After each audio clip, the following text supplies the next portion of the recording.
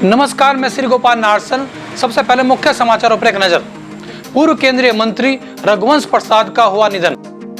सिपाही की एक बेटी जज बनी तो दूसरी एसडीएम। घर से बगावत कर किया संघर्ष, बनी अफसर। वरिष्ठ राज्य आंदोलनकारी बीएल सकलानी नहीं रहे। अब खबरें विस्तार से। पूर्व केंद्रीय मंत्री रघुवंश प्रसाद का निधन हो गया है। वह फेफड़े में संक्रमण को लेकर दिल्ली एम्स में भर्ती थे, लेकिन हालत खराब होने के बाद रघुवंश प्रसाद सिंह को वेंटिलेटर पर रखा गया था। 3 दिन पहले ही उन्होंने लालू यादव को पत्र लिखकर राष्ट्रीय जनता दल से इस्तीफा दे दिया था।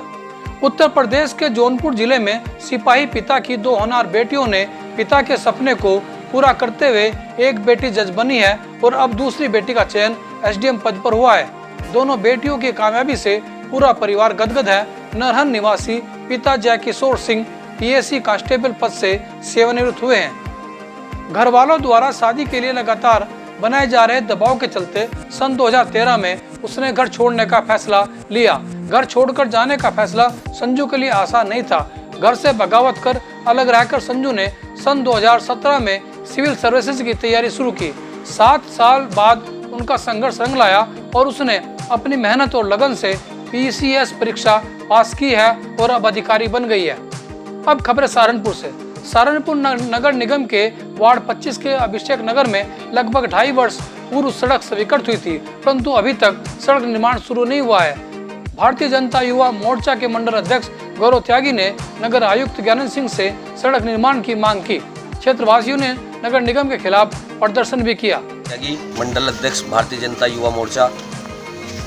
हमारा ये क्षेत्र जो है ये वार्ड नंबर 25 है। इस समय हम अभिषेक नगर में खड़े हैं, जहाँ पर लगभग 2-2.5 साल पहले इन नालियों का, सड़कों का निर्माण कार्य का टेंडर स्वीकृत डोडा विभाग के द्वारा हुआ था।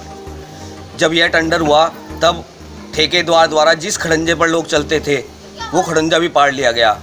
वर्तमान की स्थिति यह है कि जिस खड़ंजे पे चल रहे थे वो खड़ंजा वहाँ पर ना होकर वहाँ पर ऊंचे नीचे गड्ढे और जल भराव की स्थिति बहुत ही अत्यधिक गंभीर है, जिससे भिन्न भिन्न प्रकार की बीमारियों का उत्पन्न हो रही है। University of private education institute के शिक्षक सम्मान समारोह में सलामत Khan, director bright future girls degree college ने कहा कि प्राइवेट स्कूल लॉकडाउन के कारण भुखमरी के कगार पर पहुंच गए हैं। उत्तर प्रदेश सरकार को प्राइवेट स्कूलों को भी सरकार द्वारा लाभान्वित किया जाना चाहिए। आज का जो प्रोग्राम है वो इस वजह से रखा गया है कि स्कूलों की जो हमारी स्थिति है वो बड़ी दयनीय है और हमें अपनी गवर्नमेंट से शिकायत है कि बिल्कुल वो आग मूंदे बैठी है। आज हमारे जो स्कूल शिक्षक हैं उनकी भुखमरी की हालत है। पिछले 6 महीने से कोई राहत पैकेज जारी नहीं किया गया। समय समय पर हम सरकार को मेमोरेंडम देते रहे, भाई हमारी हालात कैसे सुधरे। आज हमारे स्कूल बंद है। टीचर जो प्राइवेट जो 2000-1500 में हमारे यहाँ सर्विस करते थे, आज हम इस काबिल भी लें कि हम अपने टीचर को तनख्वाह दें। सरकार की इतनी लापरवाही, अब कैसे चलेंगे संस्थान, जबकि हमारी जो प्राइवेट संस्थाएं सबसे ज़्यादा योगदान देती है मुकाबले सरकारी स्कूल के। अगर जो हम अपना रेशो दिखाएं तो हमारे यहाँ से चपरासी कलेक्टर डीएम तक बन के निकलते हैं, और अगर जो उनके हालात देखें सरकारी स्कूल तो वहाँ कुछ भी नहीं है। समरीन फातिमा ने कहा कि उत्तर प्रदेश सरकार को बिना किसी भेदभाव के शिक्षण संस्थानों को राहत राशि उपलब्ध कराई जानी चाहिए। सभी साथियों को नमस्कार, जय भीम। आज सहारनपुर में हम लोग धरने में बैठे हैं। 7वां दिन है लगातार। छात्र संघर्ष समिति बड़े भाई संजय दुर्जन जी ने ये पहल की, बहुत अच्छी पहल की, और छात्रों की समस्याओं को लेकर के आज बैठे हैं धरने पे। 7वां दिन लगातार हो गया। संवैधानिक क्रांति के राष्ट्रीय अध्यक्ष होने के नाते हमने सभी लोगों के पास हम गए और लोगों से गुहार लगाई कि ये कोई बड़े भाई संजीव दुर्जन जी का कोई अकेले का कार्यक्रम नहीं है, ये तमाम जनता का कार्यक्रम है। और सम्मानित साथियों, जिस प्रकार से हमारे प्रदेश की सरकार ने, योगी जी ने एक काला कानून हमारे लिए निकाला है कि छात्रवृत्ति नहीं दी है कोरोना काल में। 60% का जो क्राइटेरिया लगाया गया है, 0 फीस पे जो पहला एडमिशन हो जाया करते थे वो अब नहीं होंगे। तो ये सब हमारे साथ एक कुठाराघात किया जा रहा है।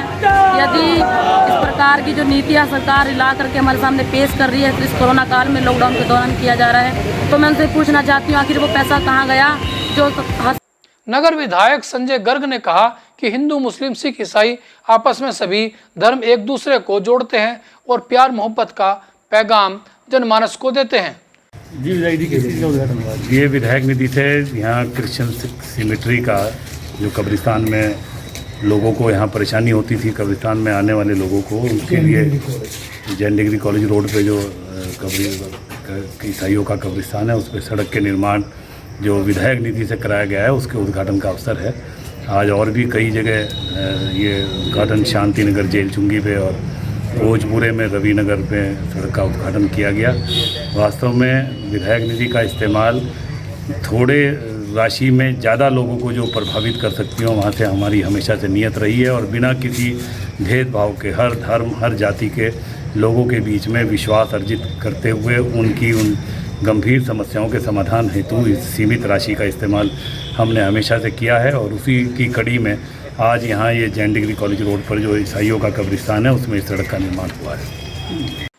पुल खुमरान रोड व्यापारी एकता मंडल की नवनियुक्त कार्यकारिणी के अध्यक्ष मनोज प्रजापति ने कहा कि कोरोना संकट काल में सभी व्यापारी को एकजुट होकर कार्य करना चाहिए। उन्होंने बताया कि उपाध्यक्ष रियासत अली, महामंत्री दावर अली, कोषाध्यक्ष सोनी सुलेजा बनाए गए हैं।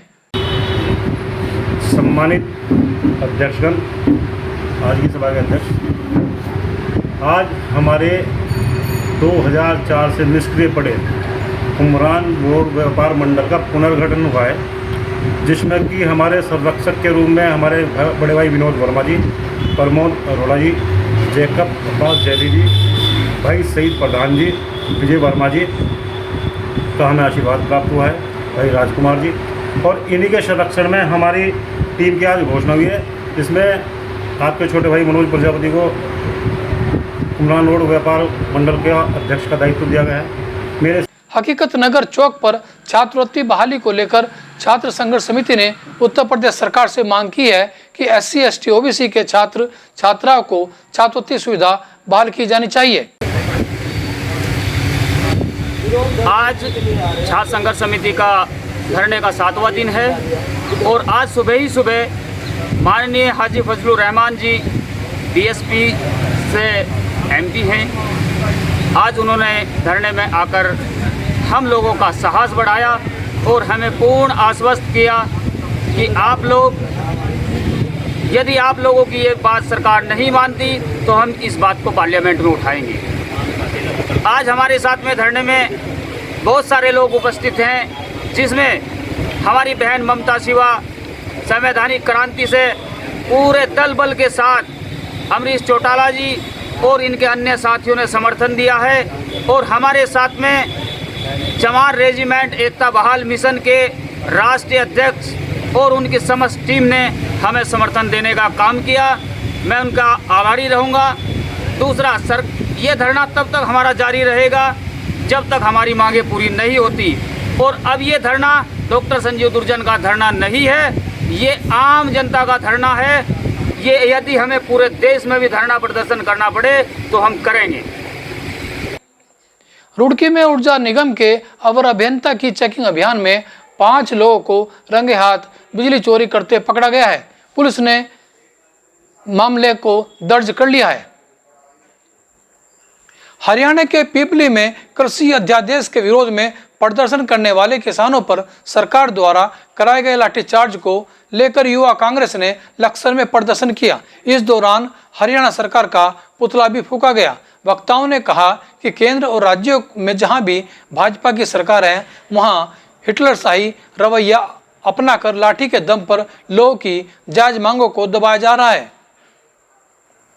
देहरादून कचहरी स्थित शहीद स्मारक में बने मंदिर में खुद को पेट्रोल की बोतल के साथ बंद कर आत्मदाह की कोशिश करने वाले वरिष्ठ राज्य आंदोलनकारी BL सकलानी नहीं रहे। उनका दिल का दौरा पड़ने से निधन हो गया। राज्य आंदोलनकारियों ने उनके निधन पर शोक व्यक्त करते हुए कहा कि 15 साल से वह राज्य आंदोलन के बलिदानियों की निशानी को सुरक्षित करने के लिए स्थायी संग्रहालय बनाने की मांग कर रहे थे। उत्तराखंड में उत्तर प्रदेश खबरों के लिए बने रहिए हमारे साथ। नमस्कार।